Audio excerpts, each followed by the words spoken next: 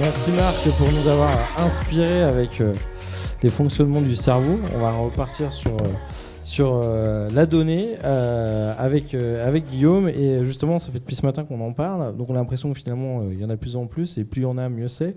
Mais il y a quand même un enjeu de qualité dans la donnée. Oui, bonjour. Mon point là-dessus, c'est on parle de données. Donc on a l'impression qu'on regorge. On est dans un océan de données, mais tout d'un coup, quand on commence à s'approcher d'un peu plus près et à voir la classifier, on se rend compte que y a peut-être une pénurie. Déjà, comment on peut classifier cette donnée-là? La première, c'est la first party data, c'est la donnée annonceur.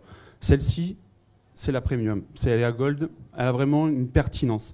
Sauf que si on la rapproche côté média, peu d'annonceurs à date ont une plateforme qui peuvent venir se plugger et proposer cette data dans du média. La deuxième, ça va être la third party data. C'est l'ensemble des fournisseurs de données qui vont nous donner des clusters d'audience. Mais là-dessus aussi, ils vont avoir une donnée non. Ça veut dire que moi, Guillaume Mazin, j'ai renseigné un cadre de diffusion, j'ai renseigné que voilà, je voulais acheter une voiture. Celle-là, elle est connue, elle est répertoriée et donc elle est non. Et après, il y a toute une partie de données, qui est une partie inferred, qui là-dessus n'est ni plus ni moins que des statistiques. On essaye de créer des jumeaux par rapport à cette partie-là. Et on a une troisième partie, c'est la partie envers data que l'ensemble des éditeurs qui essayent de préfiltrer en avance cette donnée. Donc voilà, on a une donnée, j'ai des audiences, je veux savoir un potentiel, mais ni plus ni moins, j'ai qu'une audience. Et ce qu'on vient de voir tout à l'heure est très juste, j'ai besoin d'un contexte de diffusion. Donc quel contexte cette donnée va être diffusée?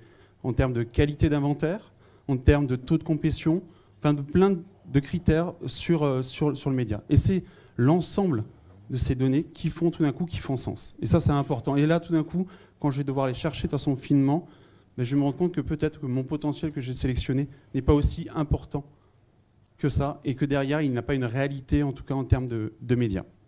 Alors justement, vous êtes une plateforme qui permet d'organiser un peu cette donnée entre la donnée interne, la donnée externe. Ça se passe comment un peu en termes d'écosystème? Aujourd'hui, il y a plein d'acteurs différents. Aujourd'hui, vous permettez quoi justement pour les marques et comment on peut justement gérer un peu mieux cette donnée? Comment on doit s'équiper? Vidéologie, c'est ni plus ni moins qu'une plateforme média dans laquelle je vais pouvoir opérer mes vidéos programmatiques multi-écran. Quand je dis ça, je dis pas grand-chose en fait. Mais ce que l'on donne, c'est un écosystème ouvert dans lequel les annonceurs, les agences vont pouvoir venir sélectionner soit leurs médias, soit leurs données. C'est-à-dire qu'ils vont pouvoir prendre les données qui sont déjà avec les fournisseurs de données avec lesquels travaille Vidéologie, vont pouvoir intégrer leurs propres données et mixer tout ça. Et surtout, ce qui est important, c'est qu'ils vont pouvoir sélectionner l'ensemble des segments d'audience et voir la réalité qu'il y a derrière en termes de nombre de cookies et est-ce qu'il y a une réalité en termes d'investissement média. Combien je peux dépenser quand j'ai sélectionné cette donnée-là? Et ça, et à quel prix? Et ça, c'est important. C'est tout d'un coup, on donne une réalité et je ne suis pas dans la problématique que peut avoir l'ultra-ciblage.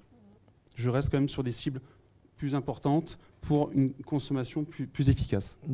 Ouais, en fait, l'ultra-ciblage, c'est finalement à la fin, je vais tellement finement j'ai que deux personnes parfaites, mais bon, voilà, ça fait plus... J'ai peut-être la bonne personne, mais je vais en toucher 10. Ou alors, si je veux dépenser plus de budget, je vais les toucher 50 fois, et tout d'un coup, c'est contre-productif.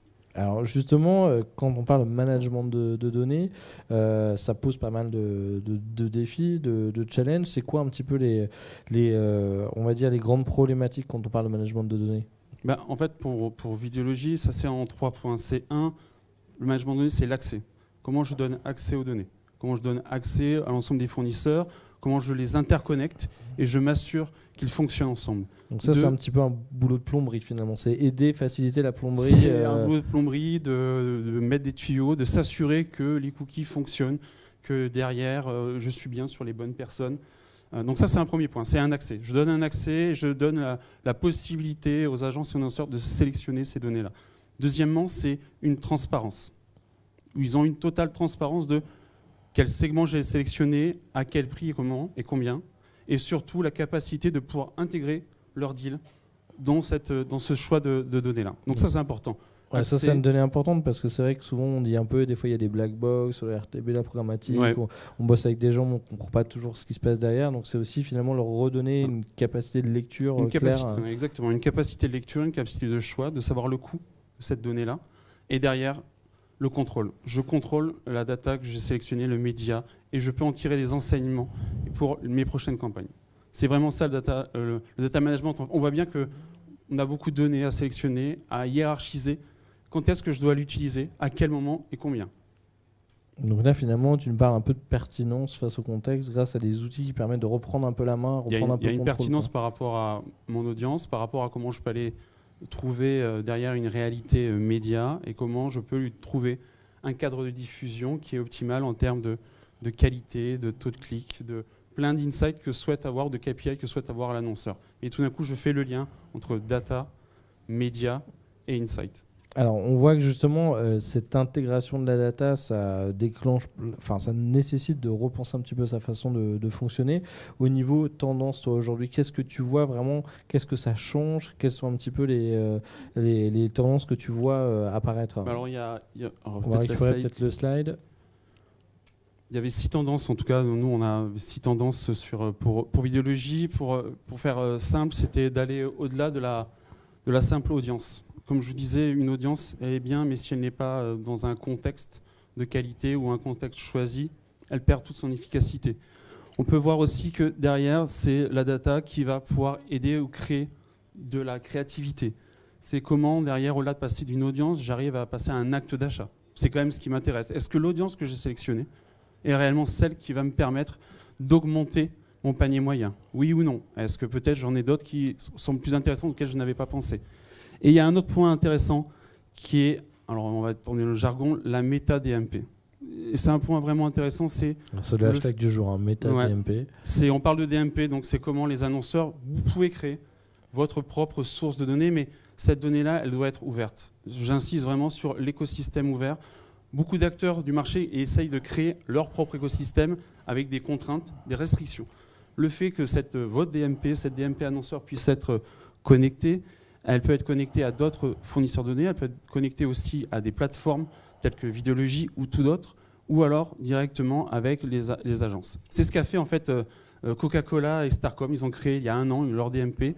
Ils l'ont créé par rapport à des usages d'internautes et ils sont allés la plugger et ils l'ont laissée ouverte.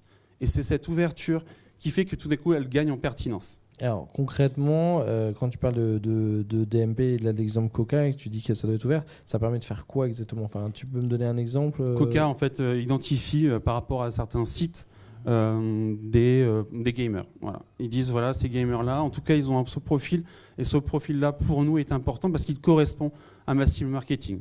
Donc ils vont pousser ce segment d'audience et on va regarder si nous derrière on est un réceptacle en fait. Ok, on va prendre ce bassin d'audience et on va aller regarder s'il y a une réalité derrière en termes d'achat média.